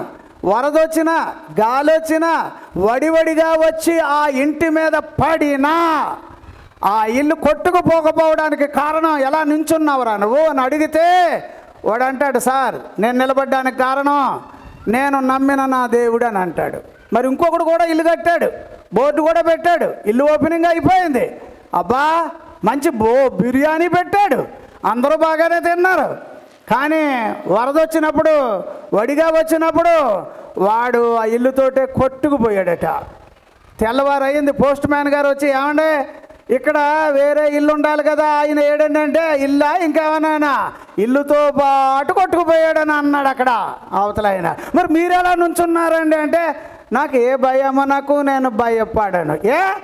అంటే పునాది ఎక్కడేసాడు? అందుచేత అమ్మ నేను అంటున్నాను, ఊరికే భయపడే వాళ్ళతోటి మీరు స్నేహాలు చేయకూడదు. వాళ్ళు కూడా మనల్ని, ఆ ఆత్మ మన మీదకి వచ్చేదోటి అయిపోద్ది. ఈ పిరికోళ్ళు ఉంటారు చూడండి, బాబాయ్ నాకు చాలా భయం, చాలా భయం. అంటే ఏదో పెద్ద పుణ్యకార్యం ఏంటి, పుణ్యకార్యం చేసినట్టుగానే చాలా భయం. నేనంట దైవికమైన భయము అది నీకు ధైర్యాన్ని తెచ్చిపెడుతుంది. దేవునికి స్తోత్రం.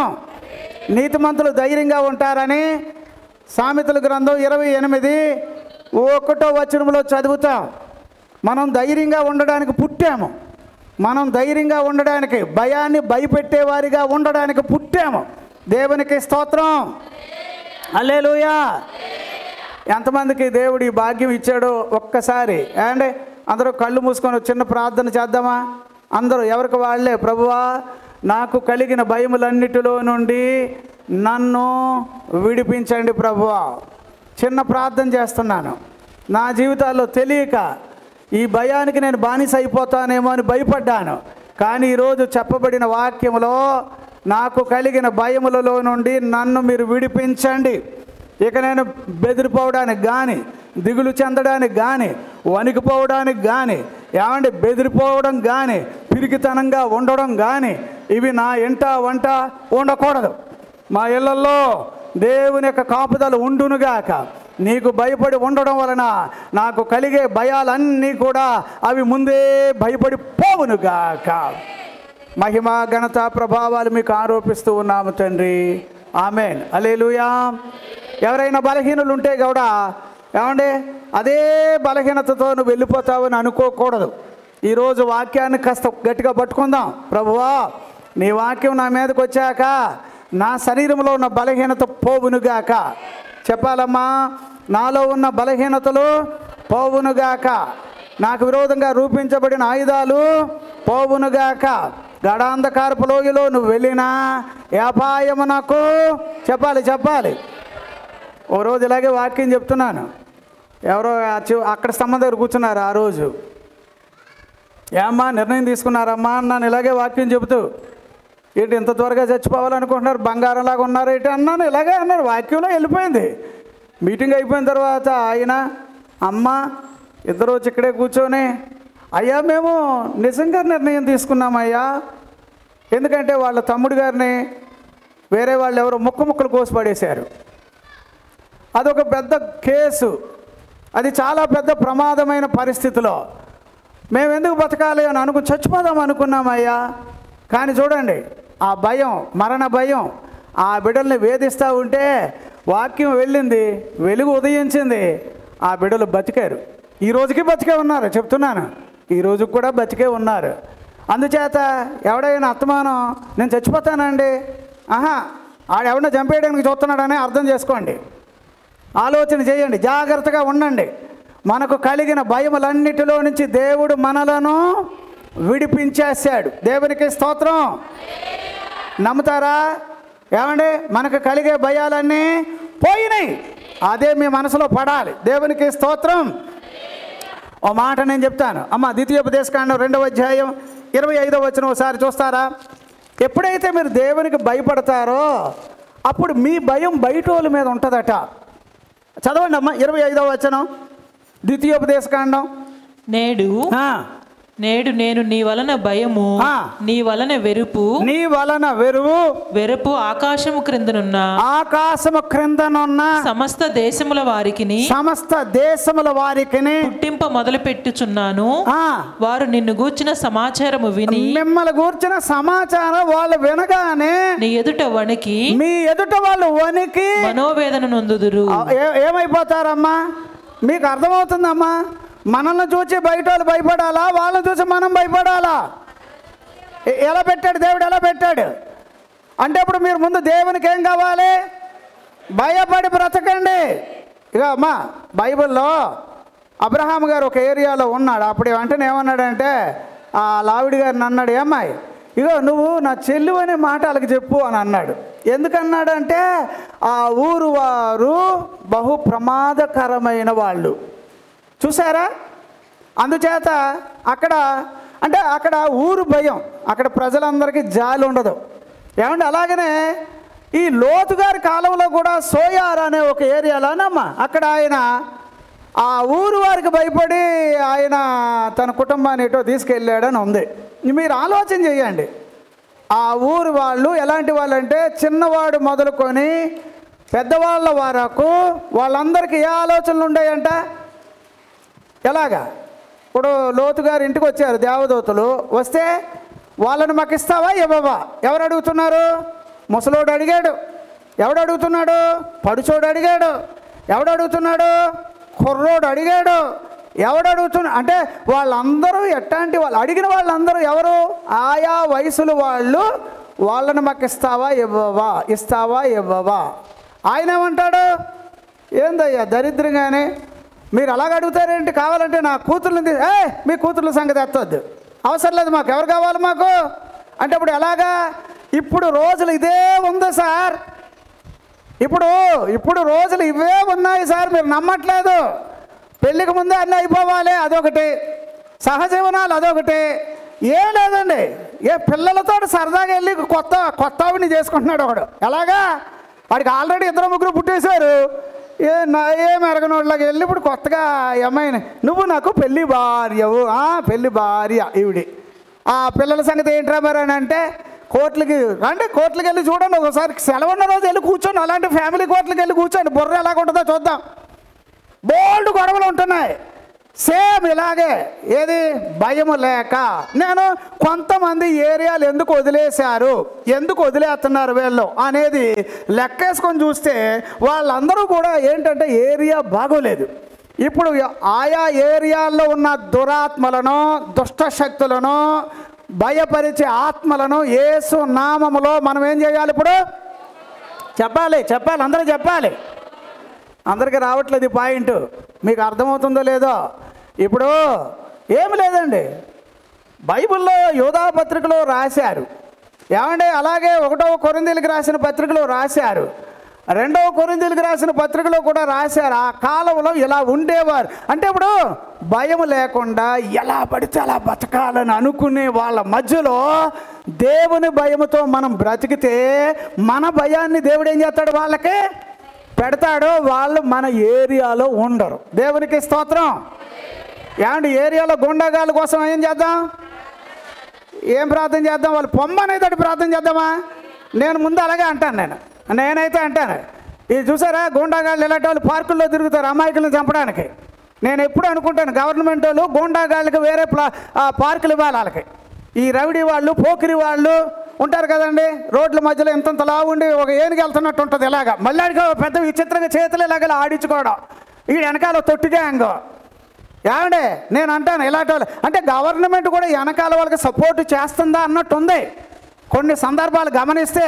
ఎందుకంటే ఓటు బ్యాంక్ కదా.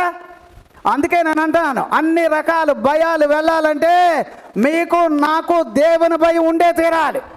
దేవుని భయం ఉన్న చోట గాఢాంధకారం ఎలా వెళుతుందో గుండాయిజం పోవాలి, రౌడీయిజం పోవాలి, పోకిరి వాళ్ళు మారాలి. దేవునికి స్తోత్రం. సంతోషంగా ఉన్నారా లేదా? వాక్యాలంటే నేను చెప్తున్నానండి, ఎందుకంటే మనం అనుకుంటాం బయట సార్ కోపం ఎవరికైనా వచ్చేసిందండి, వీడు ఎలాగ కఠినంగానే చెబుతాడు, ఎలా చెప్పాలి? తోమితే శుభ్రంగా తోమాలి చేపలు, లేకపోతే నీసుకొని పోతుంది. కరెక్ట్గానే మంచిగానే వండుకు తినేటట్టు ఉండాలి, అంతే. దేవునికే స్తోత్రం. సరే సార్, నేను చెప్పే వాక్యం కొంచెం మీరు మనసులో పడండి, గ్రౌండ్ వర్క్ ఉండాలి, లేకపోతే నువ్వు గాఢాంధకారపు లోయలో అక్కడ వెలుగును పుట్టించలేవు. తర్వాత ఎన్నో రకాలుగా అక్కడ మనకు ప్రమాదాలు ఉన్నా కూడా ఏ అపాయానికి భయపడని ఒక వీరుడులాగా దావీదుకి ఎన్ని వేలు అన్నారు? లోయలోకి వెళ్ళాడు, గొల్యాతుని కొట్టుకోగానే బోర్ల పడగానే వాడిని తీసుకొస్తున్నప్పుడు అక్కడ ఉన్న వాళ్ళందరూ కూడా ఏమన్నారంటే దావీదుకి జై అని అన్నారు. ఇప్పుడు మనమందరం దావీదు కుమారునికి జయం. దేవునికి స్తోత్రం. హల్లెలూయా, హల్లెలూయా. అందుచేత నేను అంటాను ఇప్పుడు ఇవి మనసులో పడనివ్వండి సార్. జనరల్గా దావీదు గారు నేను ఎందుకు భయపడను అని అన్నాడో అది నీలో వీరత్వానికి ఛానల్గా ఉండాలి, అది నేను అంటాను. రెండవది, నువ్వు భయపడితే కనుక అమ్మ ద్వితీయోపదేశకాండ ఈ వచనం చదువుతారమ్మా, 11వ అధ్యాయం 25వ వచనం. నేను పావు గంట అన్నాను కానీ వెళ్ళిపోయింది. పావు గంటకి ఇంకొక అరగంట అయింది, ఇంకొక 10 నిమిషాలు అంతే. దేవునికి స్తోత్రం. ఏ మనుషులను మీ ఎదుట నిలవడు, నీ ఎదుట నిలవడు, తాను మీతో చెప్పినట్లు మీ దేవుడైన యెహోవా మీరు అడుగుపెట్టు దేశం అంతటి మీద మీ బెదురు మీ భయము పుట్టించును. మీ భయము ఉండాలి. దేవునికి స్తోత్రం. చూడండి అమ్మా, మన ఇంటి ముందు రవిడి వాడు వెళ్ళినా కూడా వాడు కన్ను చూపు మన మీద పడకూడదు. చాలామంది దిష్టి బొమ్మ కడతారు, చూడండి. కడతారా? ఎందుకు కడతారు వాళ్ళు? నేను అనుకుంటాను మా మీద వేరే వాళ్ళు చూపు పడకూడదు, అంతే కదా. కానీ నేను అంటాను మన మీద ఆయన రహస్యం ఉండునుగాక, మన మీద ఆయన రక్తం ఉండునుగాక, మన మీద ఆయన నామం ఉండునుగాక. ఎదిగొచ్చిన పిల్లలు ఉన్నారు, మగపిల్లల గురించి ఒక రకమైన భయం ఉంది, ఆడపిల్లల గురించి మరి ఇంకో రకమైన భయం ఉంది. ఏమవుతారు భవిష్యత్తు అని. భవిష్యత్తు గురించి భయపడక్కర్లేదు. దేవునికి స్తోత్రం. యెహోవా నా కాపరి. ఎక్కడా? ఏమండి, నేను గాఢాంధకారపు లోయలోకి వెళ్ళినా అపాయానికి నేను భయపడను అంటే, మనం దేవునికి భయపడితే మనకు విరోధంగా ఎవరు ఏమీ చేయలేరు. దేవునికి స్తోత్రం. హల్లెలూయా. దేవుని భయం మందిరం మీద ఉంటుంది. దేవునికి స్తోత్రం. అంచేత మందిరానికి వచ్చినప్పుడు మీ ప్రవర్తన ఎలాగా?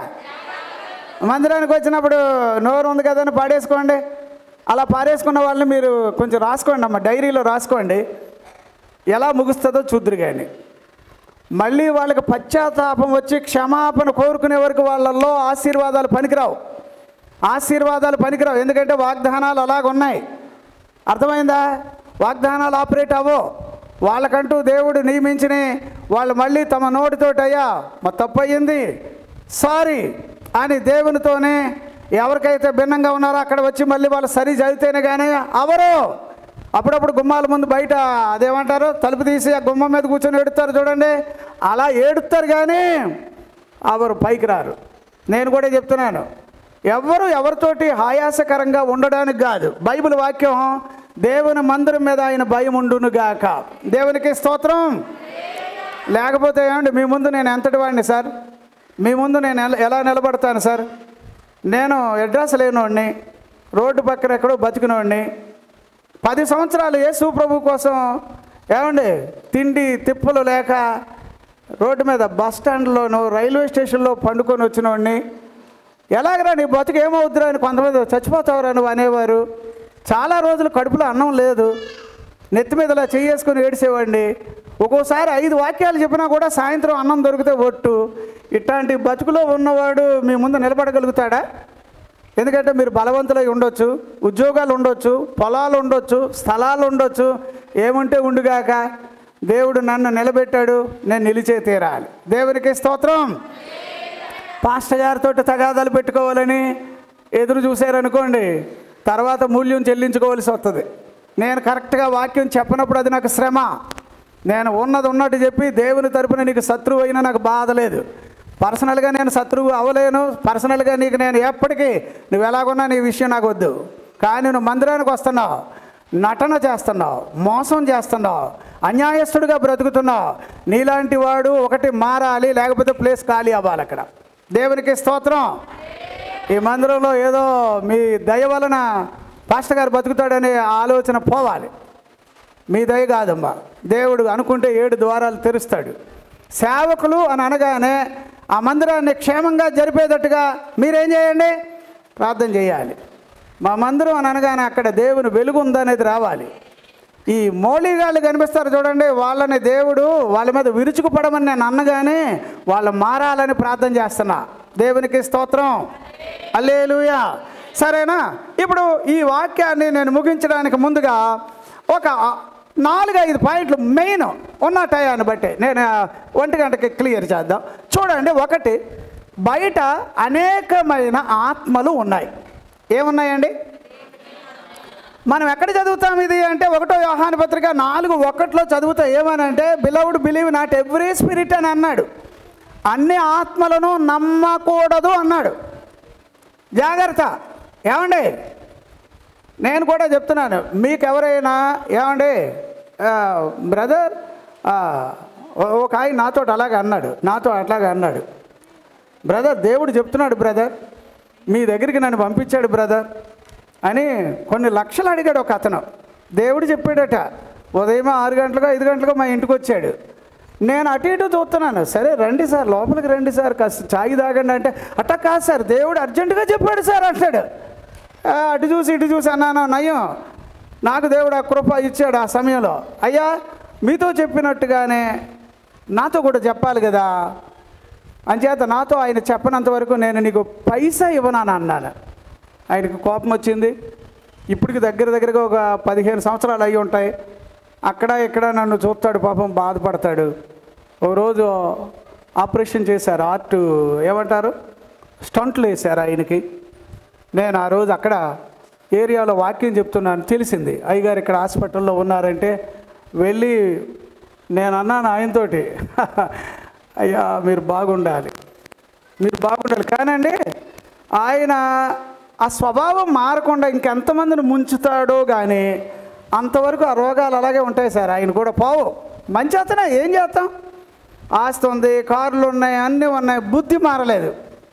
నేను అన్నాను ఇంకొకసారి ఇలాంటి ప్రమాదాలు వచ్చినాయి అంటే నువ్వు ఇంకా మారలేదు అంతే.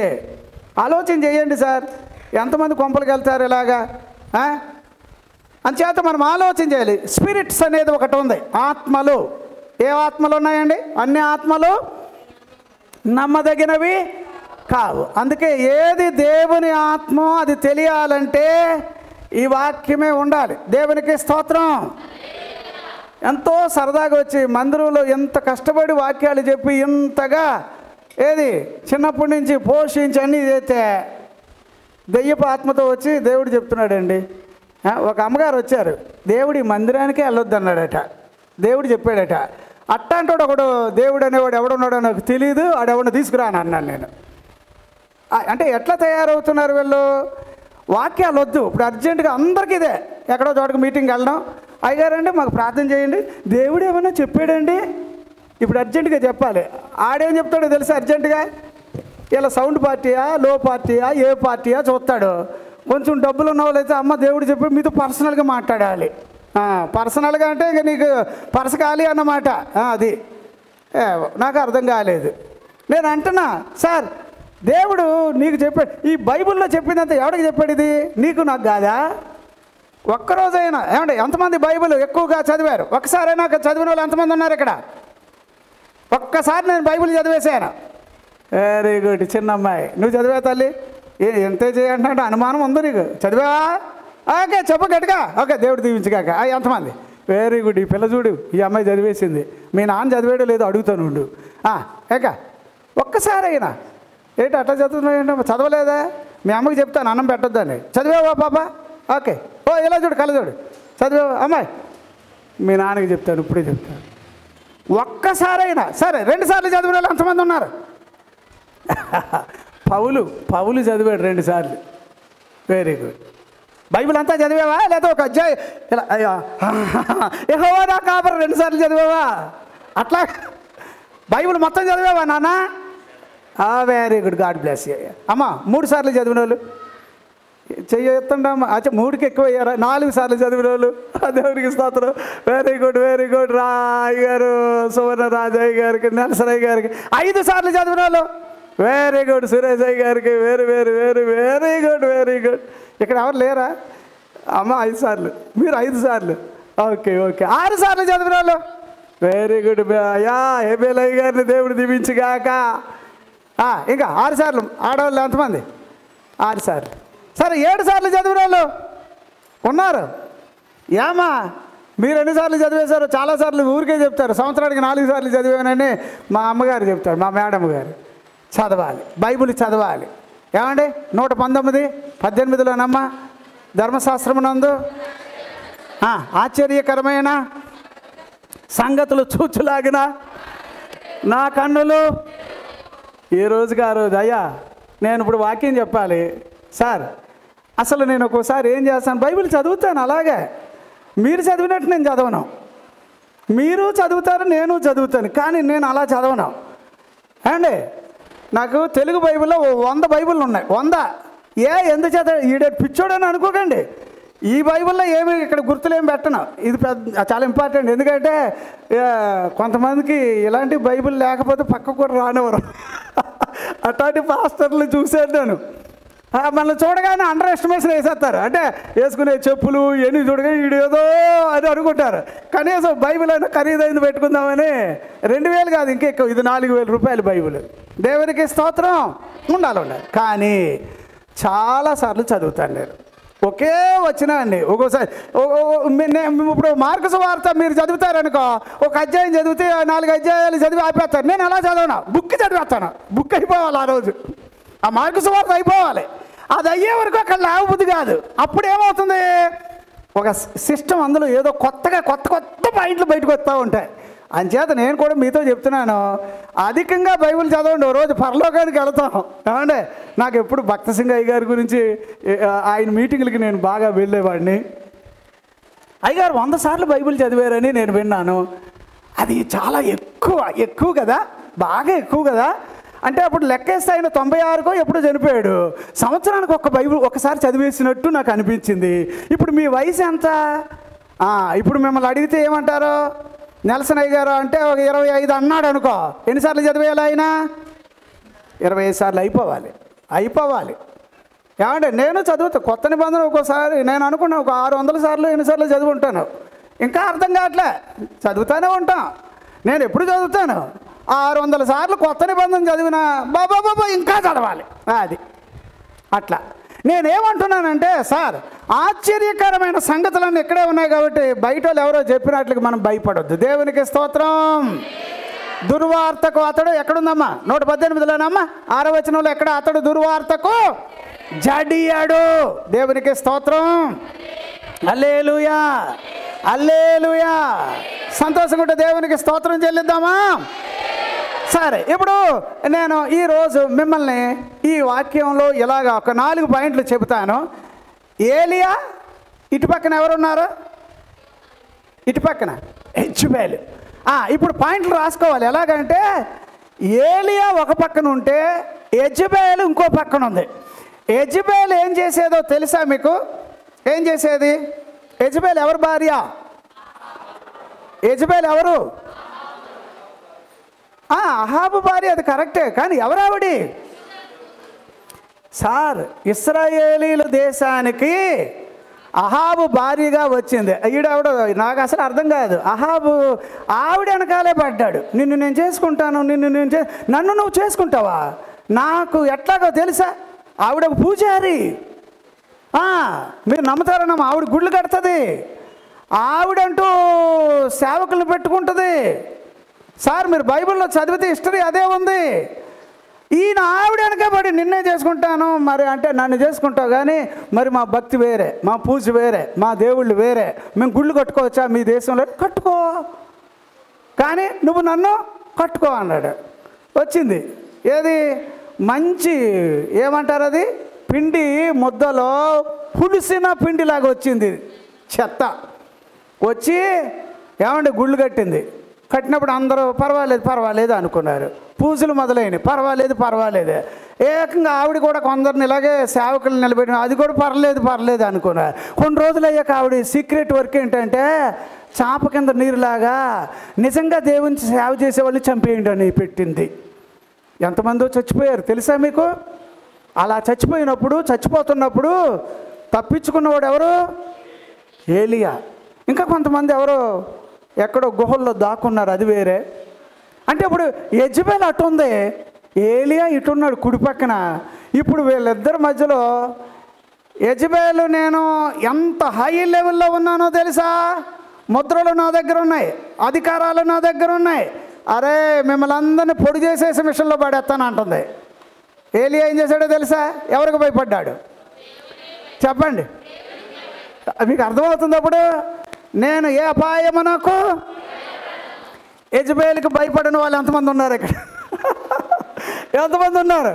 నేను యెజబెల్కి చెప్పట్లేదు. ఇలాగంటే కాదు సార్, కొంచెం ముసుగులన్నా తీసి గట్టిగా, నేను యెజబెల్కి రావాలి, ఆ పాయింట్ రావాలి. ఏలియాలాగా దేవుడు వచ్చి అడిగాడు, ఏం చేస్తున్నావు అంటే, నీ కొరకు రోషంగా ఉన్నాను. వెరీ గుడ్, వెరీ గుడ్, అలా ఉండాలి. అప్పుడు ఆయన ప్రార్థన చేశాడు. యెజబెల్ ఓడిపోయిందా లేదా? ఆకాశం నుంచి అగ్ని వచ్చిందా అంటే, ఏలియా అనగానే ఈజ్ అ ఫైర్.